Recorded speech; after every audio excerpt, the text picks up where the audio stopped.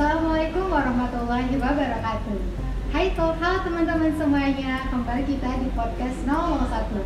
Kali ini kita bakal ngobrol santai tapi dengan tema yang luar biasa nih. Dan juga kita kehadiran narasumber yang juga keren-keren. Nah, kita bakal bahas tentang gratifikasi dan korupsi di mata Centennial. Tapi sebelumnya kan ada kata pepatah nih, tak kenal maka tak sayang. Maka kita kenal dulu yuk sama narasumber kita. Halo teman-teman semuanya. Mungkin bisa dikenalin nih namanya, terus asal dari mana, dan kuliah di mana juga, dan juga kegiatannya apa. Mungkin dari kakaknya, gimana? Oke, halo, assalamualaikum. Perkenalkan, nama saya Rani Salsabila Effendi, bisa dipanggil Rani. Saat ini sebagai dokter muda di Rumah Sakit Umum Zainal Abidin, dan saya juga merupakan seorang aktivis perempuan dan gender. Oke, menarik sekali ya, lanjut. Halo, assalamualaikum. Saya Muhammad Rizky Noval atau disapa Igil. Sebelumnya pernah aktif di kegiatan kampus di Universitas Syakuala. DPM MPM Unsiah 2019, BEM Unsiah 2020. Sekarang terlibat aktif di kegiatan wirausaha milenial. Halo, perkenalkan nama saya Rahil.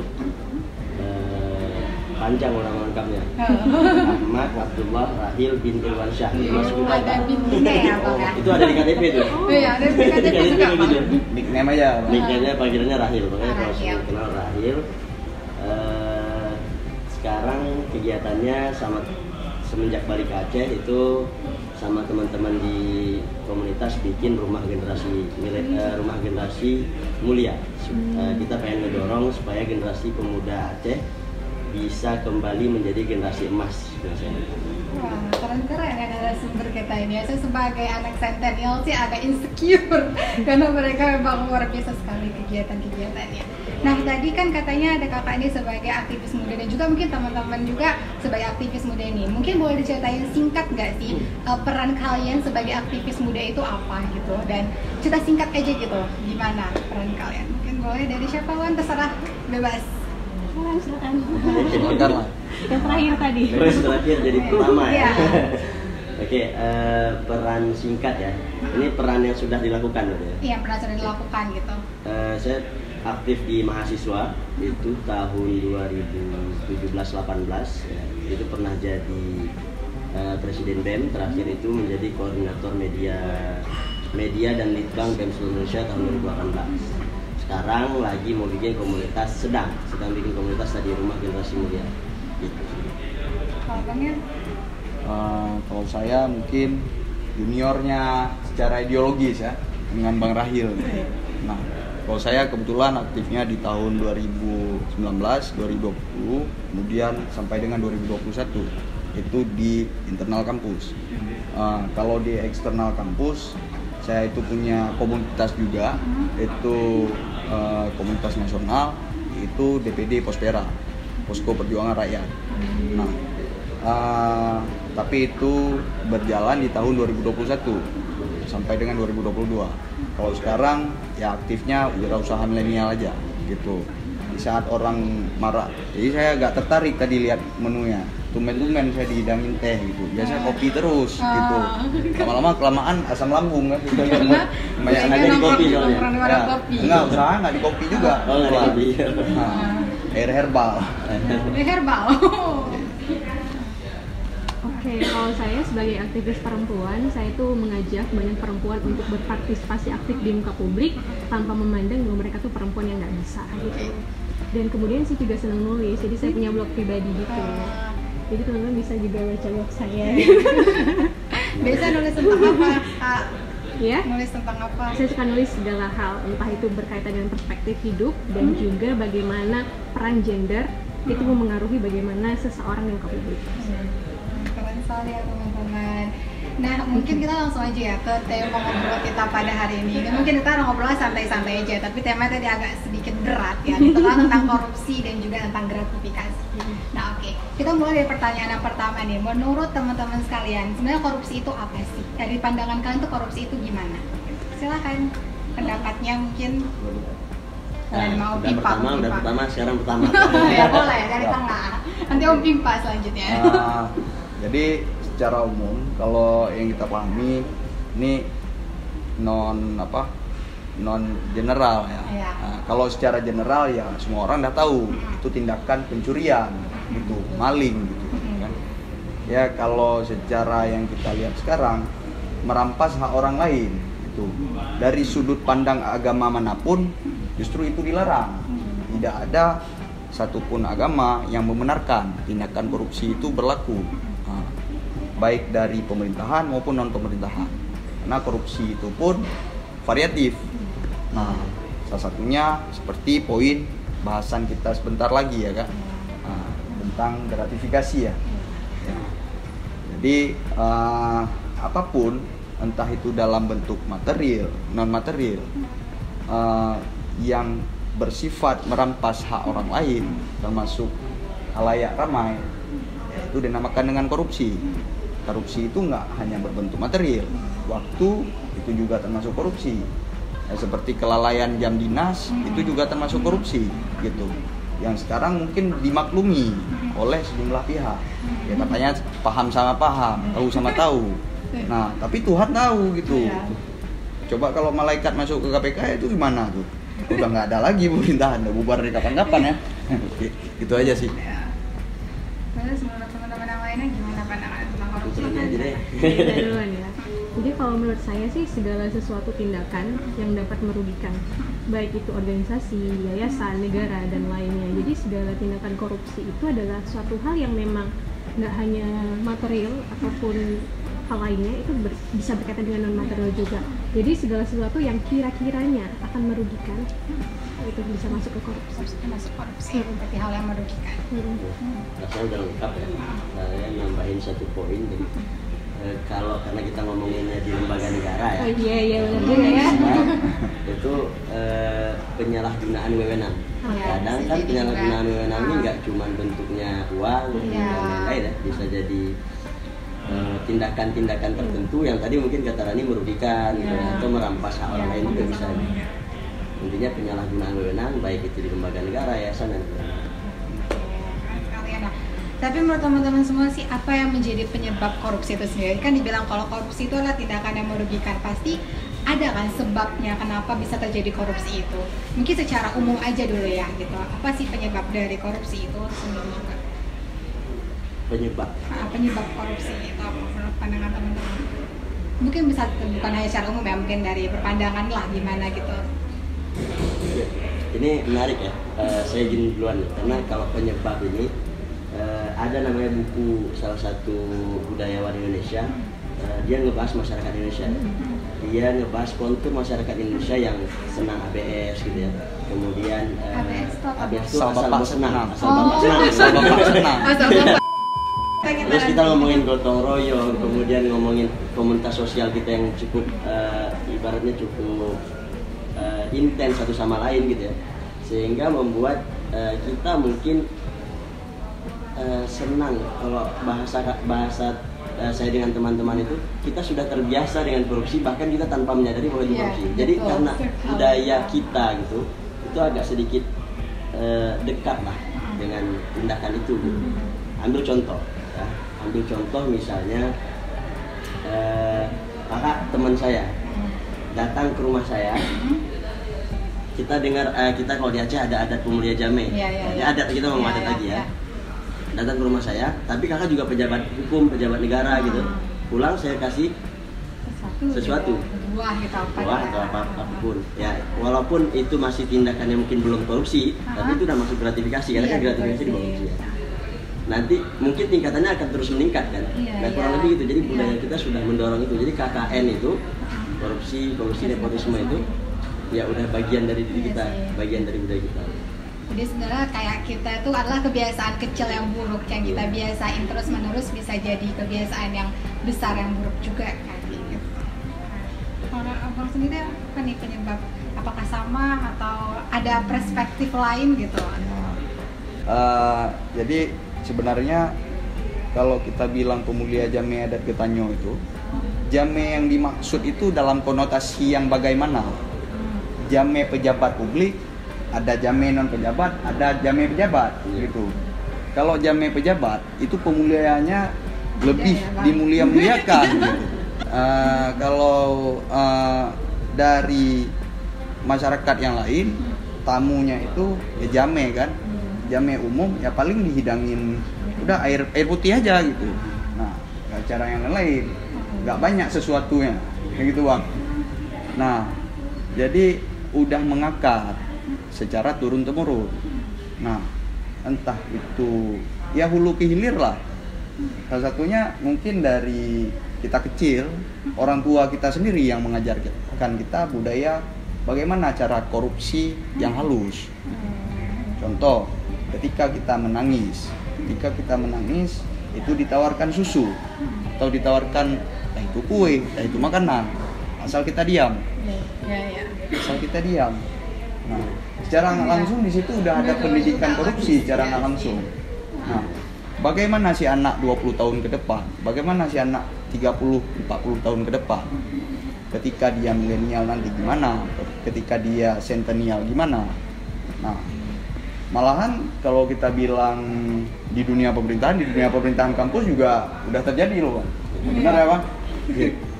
Ya, mungkin ya begitulah kurang lebihnya yang bisa saya jelaskan itu. Soal panjang ini Bang. Oke.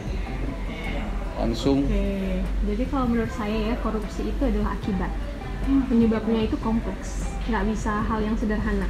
Nggak bisa kita bilang sekadar pola asuh, enggak.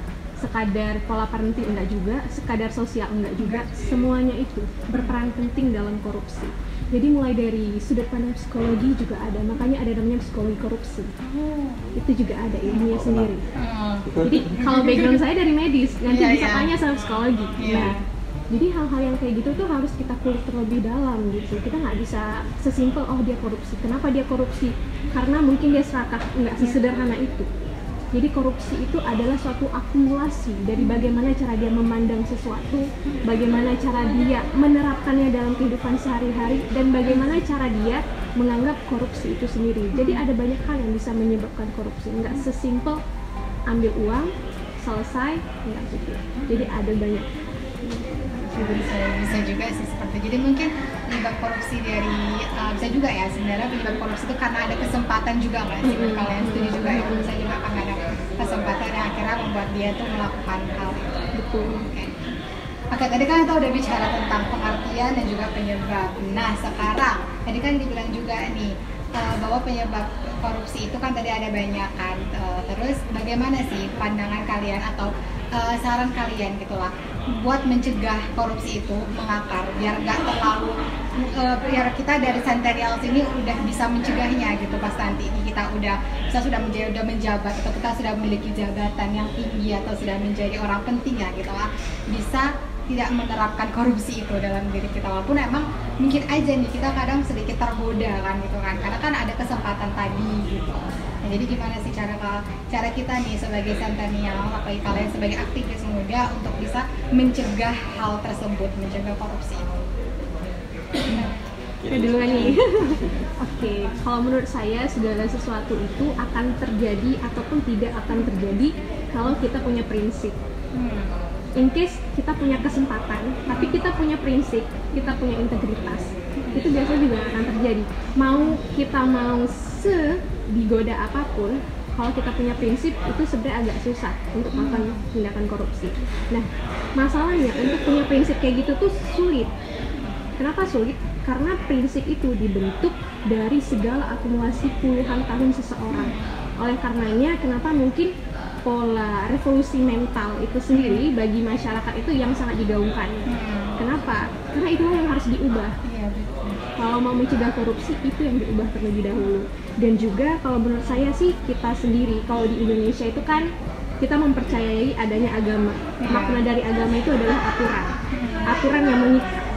Karena aturan itu sendiri kita punya impact ataupun punya suatu hal, ada yang positif, ada yang negatif. Kalau kita buat A, efeknya ini, kita buat B, efeknya ini.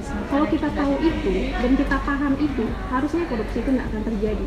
Tapi korupsi itu bisa terjadi karena apa? karena hal-hal yang kayak gitu Iya. nggak disetujui ataupun Iya. nggak diindahkan itu sih Iya, menurut benar. Jadi kayak apa namanya, dia tuh nggak punya prinsip gitu ya Mm-mm. Kak, berarti ya. Dia tuh kayak terlalu mengikuti alurnya gitu. Kalau misalnya Benar. orang ke kanan, dia ikut ke kanan kayak gitu ya.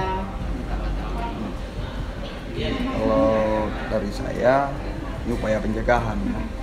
Kebetulan saya dulu kuliah di ilmu politik, FISIP, Universitas Syakuala. Oke. Gitu. Nah, ada mata kuliah, yang nama mata kuliahnya itu studi korupsi. Nah, mata kuliah studi korupsi yang paling saya ingat itu bukan mengajarkan bagaimana implementasi korupsi, tapi bagaimana faktor dan akibat daripada korupsi itu sendiri. Iya, iya, iya. Nah, jadi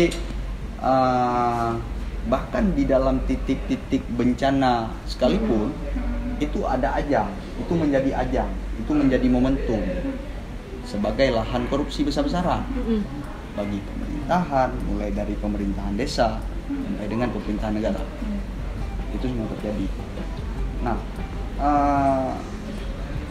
karena kita tadi bicara tentang budaya, ada yang namanya ala bisa karena biasa. Iya, Nah, betul. ada pembiasaan yang luar binasa. binasa ya Binasa. biasa lagi.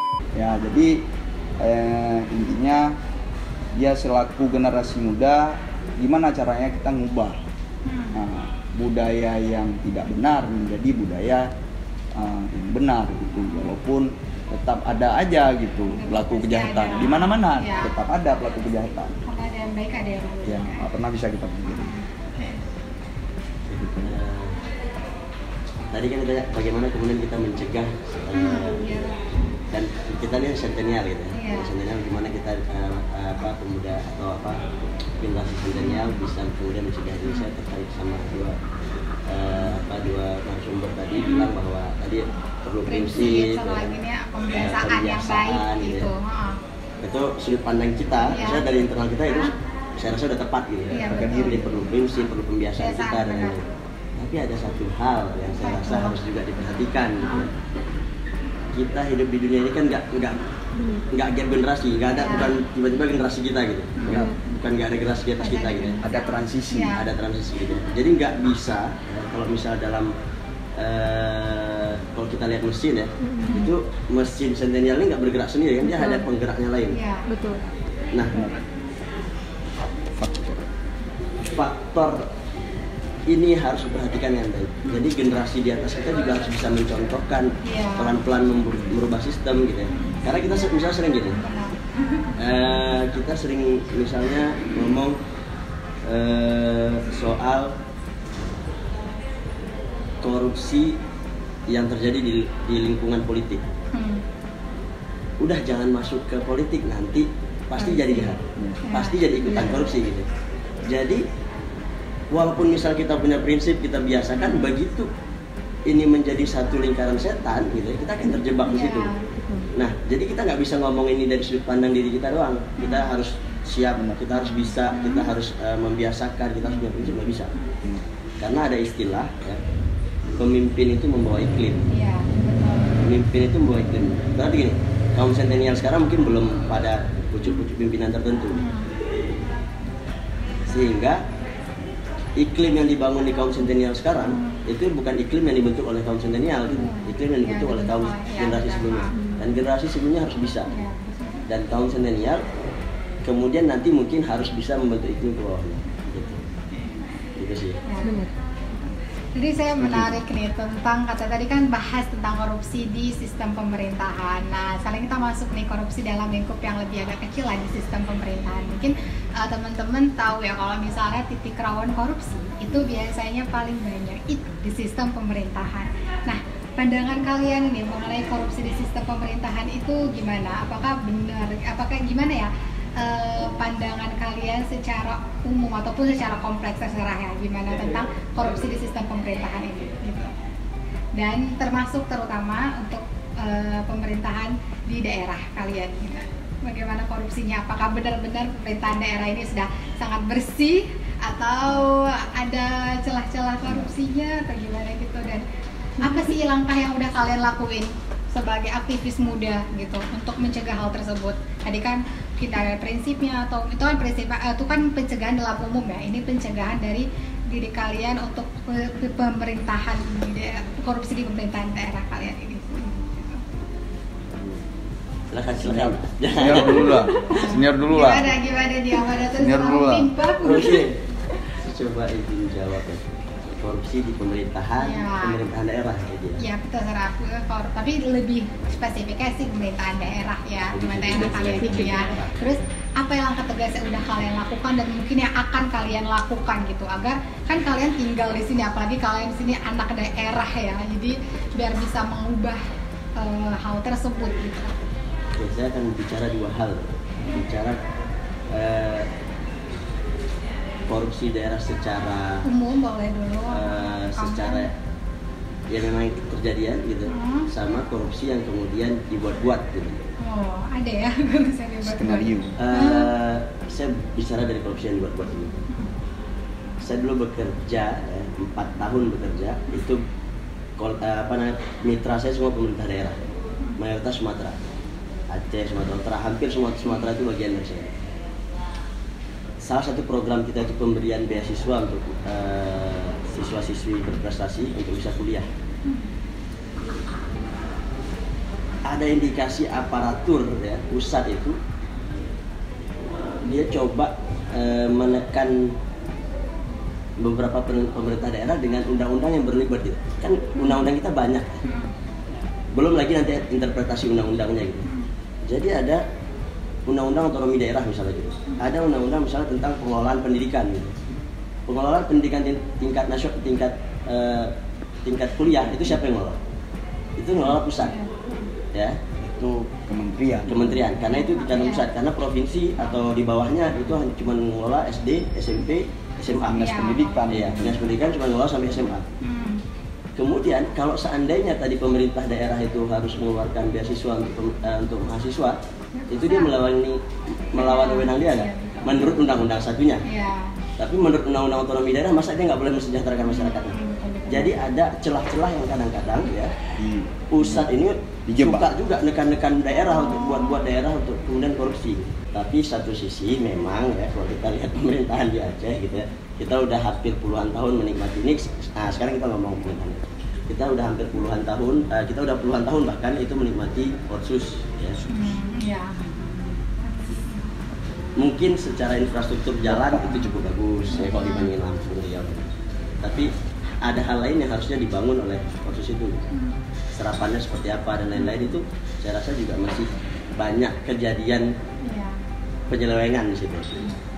Dan itu seharusnya tidak terjadi di Nangro Aceh yang katanya dijuluki Seramau Mekah. Kalau kata Rani tadi ada konteks agama yang bisa spiritual ya. Buat kita itu nggak terjadi. Jadi ada dua sisi untuk melihat pemerintah daerah. Kalau kita ngomong kasus korupsi, jadi dua sisi ini harus dilihat, dicermati dengan baik oleh masyarakat dan pemerintahan. Dan sama-sama kita nggak bilang bahwa pemerintah daerah nggak korupsi. Kita lihat sendiri pemerintah daerah kita punya korupsi, tapi buka dan selesaikan. Dan seringkali kita sering dengar ini dikorbankan. Iya, gitu. Harusnya kan kasus korupsi kalau misal penegakan semuanya selesai dong, nggak boleh cuman korban-korban ini seorang yang ditangkap. Misal contoh kalau di Kemenkyu itu ada kejadian Rafael ya.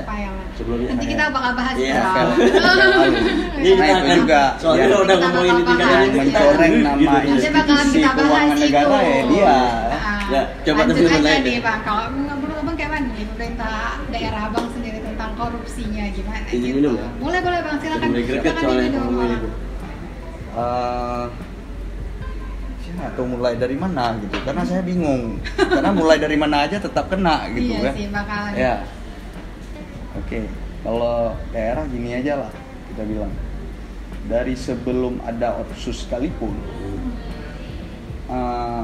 ya kita masih menggaung-gaungkan budaya pemilih agama ada kita dengan tujuan ada modus operandi yang lain. Oke. Nah, maaf kita katakan Aceh yang bisa kita katakan bukan hanya daerah yang rawan bencana, tapi juga rawan konflik. Iya. Nah, rawan konflik itu sendiri terjadi bukan hanya Aceh, tapi juga di Papua. Iya, betul. Ada aktor yang mendalangi ini semua. Ini menarik nih karena tadi Bang Rahil ngebahas soal korban.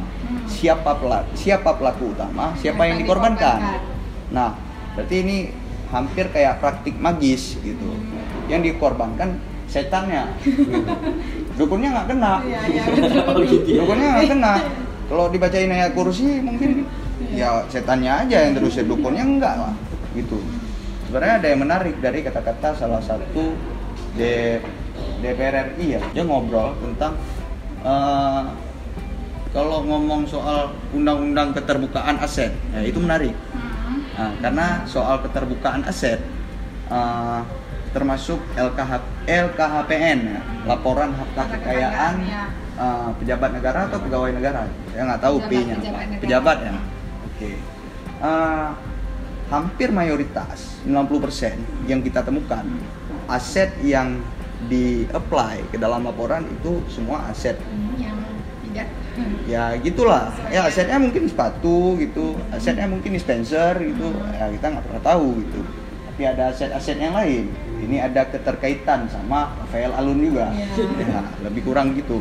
Nah, kita ngobrol tadi soal DPR RI yang ngomong Bambang Pacul, ngobrolnya jangan di parlemen, ngomongnya sama petinggi partai, ngomongnya sama Korea katanya. Apa yang maksud Korea? Ya karena kebetulan saya berkuliah di ilmu politik, aktor politik punya sutradara politik. Nah, persis kayak kantor ini, punya atasan, punya bawahan, punya suruhan. Yang dikorbankan seringnya itu bawahan atau si karyawan gitu. Ya atasannya mana? Atasan kalau memang di mana-mana, kalau kita mungkin lihat itu di film Hollywood sering ditayangin, atasan itu kan terakhir ya, matinya terakhir ya, nah, deadlocknya terakhir ya, nah gitu. Nah, yang pertama kan ya cuma bohir-bohir kecilnya aja. Nah, jadi kalau kita ngomong soal di Aceh ini unik. Khususnya di sini ada elemen yang dinamakan dengan KPA, Komite Peralihan Aceh. Kita punya lembaga Wali Nangro. Iya tuh. Kita juga punya MPU ya, MPU ya. Coba Kak gimana? Jadi kan ini apa udah panas-panas, apakah kamu panas juga ini? Suaranya kalem loh. Agak seru soalnya. Seru ya. Biasanya kalau kalem tuh nusuknya lebih. Itu lebih seram ya. Iya sih, kalau ini sebenarnya udah lengkap banget ya yang dibahas sama dua abang-abang senior ini. Kalau menurut saya sih lebih ke prihatin aja. Kalau memang ingin maju, jangan bikin malu. Oh iya. Karena saya sendiri kadang-kadang misalnya harus keluar, sampai pernah ada pertanyaan. Waktu itu saya ada kegiatan di UN di Jakarta. Pertanyaannya sederhana. Aceh gimana sekarang? Oh iya. Oh baik-baik aja sih kayaknya. Terus nanya lagi, oh gitu, pembangunannya kayak gimana? Karena beliau mengurusi bagaimana pembangunan Aceh setelah tsunami. Aceh kan punya otonomi khusus, dan itu dananya cukup besar. Tapi kok nggak berkembang-kembang? Iya itu sih. Mungkin itu sudah cukup menjawab gimana pandangan saya. Jangan kita kalau mau maju jangan bikin malu gitu ya. Dalam gitu. Ini filosofis. Oke, tadi kan ada menyinggung sedikit ya tentang RAT atau Rafael Alun ini ya. Nah, kita mau bahas nih. Nah, kita kan tahu nih kalau Kementerian Keuangan adalah salah satu kementerian yang sangat menolak tegas korupsi dan juga sangat menghukum dengan sangat berat pelaku korupsi, dan juga sebagai kementerian yang menjaga sekali integritasnya. Nah, bagaimana nih tanggapan kalian mengenai kasus tentang Rafael Alun ya, yang mungkin ketahuan kalau dia memiliki harta yang ternyata nggak dilaporkan, dan juga harta yang dilaporkan itu ternyata sumbernya dari hal-hal yang tidak baik. Apalagi mungkin kita bakal bahas tentang kasusnya Rafael Alun ini dengan citra dari Kementerian Keuangan itu sendiri. Nah, jadi bagaimana tanggapan kalian tentang kasus Rafael Alun dengan citra Kementerian Keuangan sebagai kementerian yang menjaga sekali integritasnya? Silakan. Iya. Oke, baik. Jadi kalau menurut saya kasus itu sendiri adalah kasus yang permulaan yang unik, tapi jadi kayak bola salju. Iya. pelan-pelan tapi membunuh perlahan. Segala sesuatu yang dibangun dengan susah payah, suatu integritas itu adalah hal yang mahal menurut saya. Kalau itu sudah ternoda setitik aja, nggak semudah itu orang akan percaya lagi. Rusak siapa sih, ada perbahasannya ya? Tuh lupa juga. Gara-gara nilai setitik, rusak susu rusak satu gelangan. Menurut saya itu hal yang menjadi ada poin bagusnya, ada poin nggak bagusnya. Poin nggak bagusnya di mana? Di pihak Kementerian Keuangan yang sudah bersusah payah untuk menjaga integritasnya. Itu bukan hal yang gampang. Dan yang bagusnya kebongkar adanya kasus korupsi tersebut. Jadi saya tanggapnya gitu aja sih. Iya, betul. Oke, Mbak. Sebenarnya bukan cuma kasus Rafael ya, mungkin kan dari dulu kita pernah tahu ya kasus yang Dulu Gayus gitu. Gayus. Pajak ya. Iya. Kan Rafael juga pajak. Jadi kita sebut aja soalnya mereka kan juga pelaku ya. Jadi Kenapa emang ditutupin? Iya, makanya kita sebut aja namanya. Ya udah, ya sebenarnya yang sedang kita dorong itu tentang salah satunya ya soal undang-undang keterbukaan aset. Bagaimana pejabat publik, bagaimana asetnya si ASN. Karena yang kita katakan sebagai pejabat publik itu kan juga public figure. Iya, contoh juga ya. Jadi sekarang jangan heran. Saya kaget kemarin.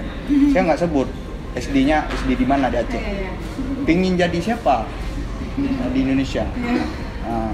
Pingin jadi pejabat katanya. Biar apa? Biar bisa beli pesawat.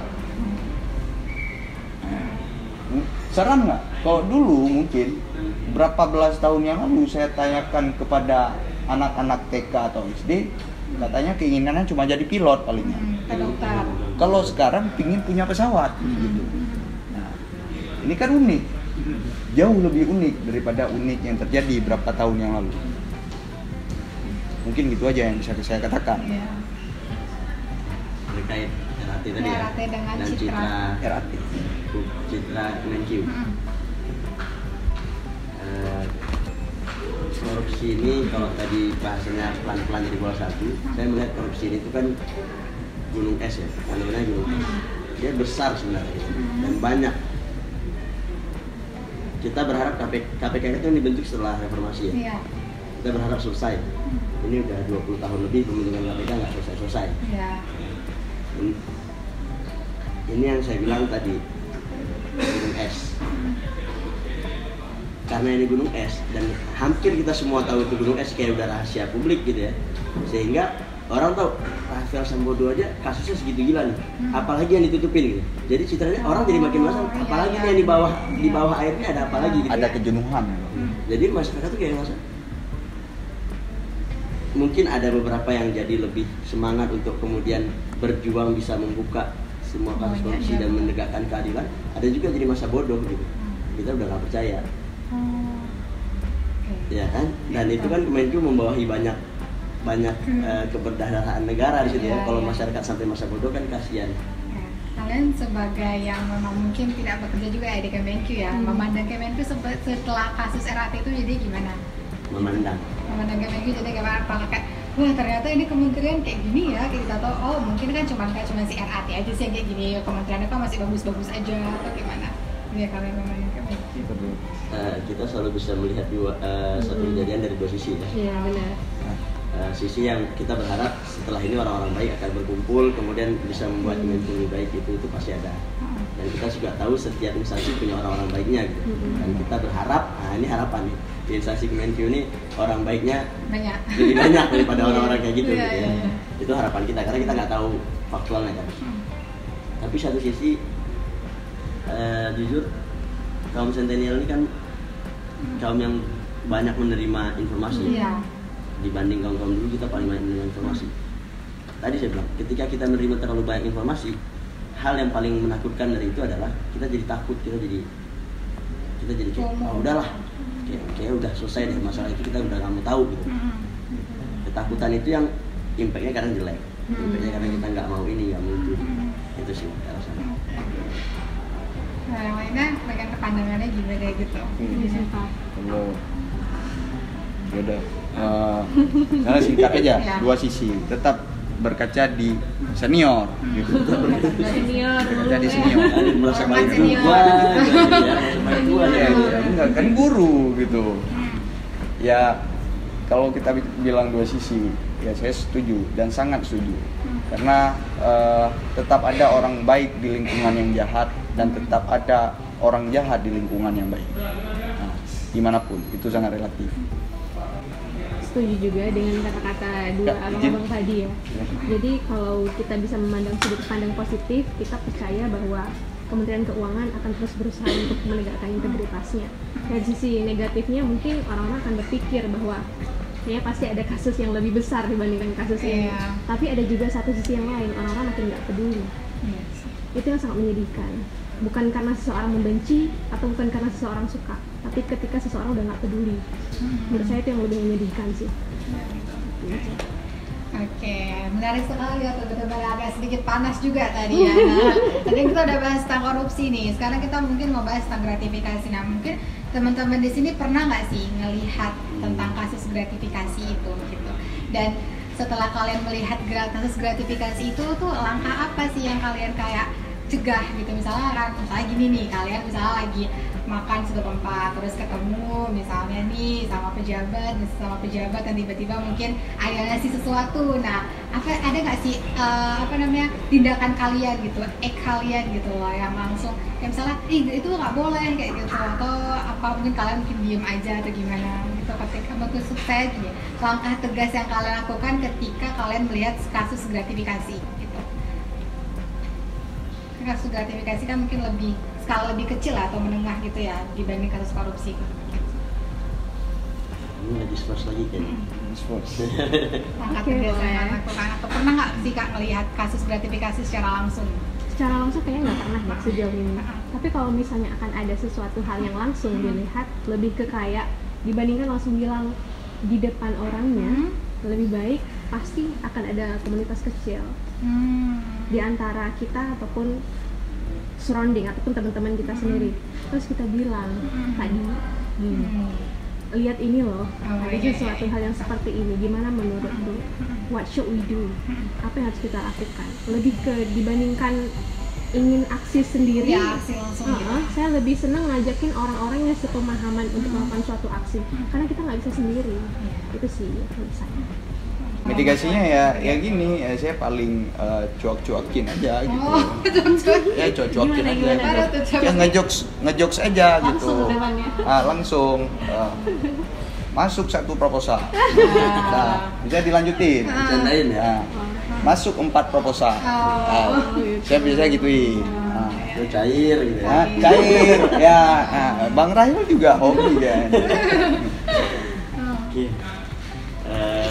Gimana tadi pertanyaannya? Kalau misalnya ada Lihat, kasus ya. gratifikasi melihat gitu kan, atau melihat kasus gratifikasi, terus apa mitigasi yang kalian lakukan?